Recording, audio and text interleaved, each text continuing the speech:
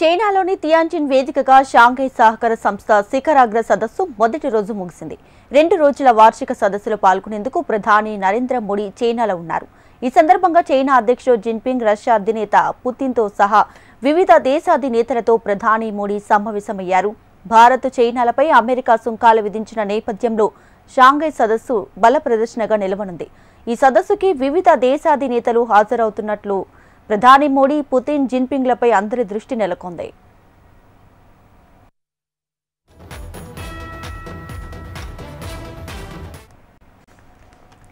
ఇక చైనా అధ్యక్షుడు జిన్పింగ్తో సుమారు గంట పాటు ప్రధాని మోడీ చర్చలు జరిపారు.